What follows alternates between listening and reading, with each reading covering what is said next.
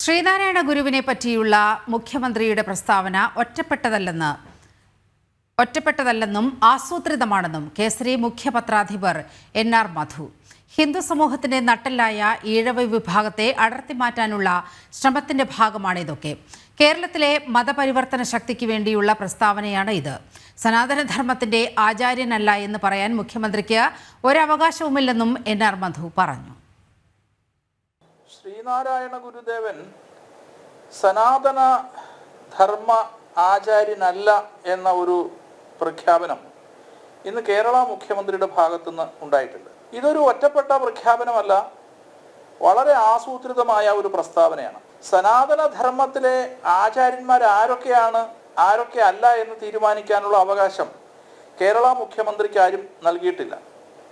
സനാതന ധർമ്മത്തിലെ ആചാര്യനല്ല ശ്രീനാരായണ ഗുരുദേവൻ എന്ന് പറയുമ്പോൾ ശ്രീനാരായണ ഗുരുദേവൻ ഹിന്ദു അല്ല, ഹിന്ദു മതസ്ഥനല്ല, സനാതനധർമ്മ വിശ്വാസിയല്ല എന്നൊക്കെയാണ് വരുന്നത്.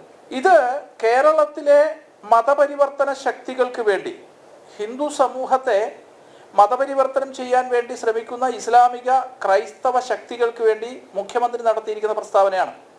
സനാതനധർമ്മം ഉദ്ദേശിക്കുന്നത് വർണ്ണാശ്രമ ധർമ്മത്തെയാണ് എന്ന് മുഖ്യമന്ത്രി പറയുകയാണ്. ഇത് മതപരിവർത്തന ശക്തികൾ പണ്ട് മുതൽ കേരളത്തിൽ ഉന്നയിക്കുന്നതാണ്. ഹിന്ദുത്വം എന്ന് പറഞ്ഞാൽ ജാതിവാദമാണ്. നിങ്ങൾ ഹിന്ദുത്വം വിട്ടുവരൂ, അതോടുകൂടി നിങ്ങളെ ജാതിയിൽ നിന്ന് ഞങ്ങൾ മോചിപ്പിക്കാം. ഇസ്ലാമിക സമൂഹത്തിൽ എന്തെല്ലാം ജാതികളുണ്ട്, ക്രൈസ്തവ സമൂഹത്തിൽ എന്തെല്ലാം ജാതികളുണ്ട്. അപ്പം ജാതിവാദത്തിനെതിരെയാണ് നാരായണ ഗുരുദേവനും അയ്യങ്കാളിയും ചട്ടമ്പിസ്വാമിയും അയ്യാവൈകുണ്ഠസ്വാമിയും അങ്ങനെ നിരവധി പരിഷ്കർത്താക്കൾ വന്നത്. അത്തരം എത്ര പരിഷ്കർത്താക്കൾ ഇസ്ലാമിക സമൂഹത്തിൽ വന്നിട്ടുണ്ട്, എത്ര പരിഷ്കർത്താക്കൾ ക്രൈസ്തവ സമൂഹത്തിൽ വന്നിട്ടുണ്ട്. അപ്പൊ സനാതനധർമ്മം നിരന്തരം പരിഷ്കരിക്കപ്പെട്ടുകൊണ്ടിരിക്കുന്ന ഒരു സമൂഹമാണ്. ആ സമൂഹത്തെ രാഷ്ട്രീയക്കാരൻ പരിഷ്കരിക്കേണ്ട ആവശ്യമില്ല.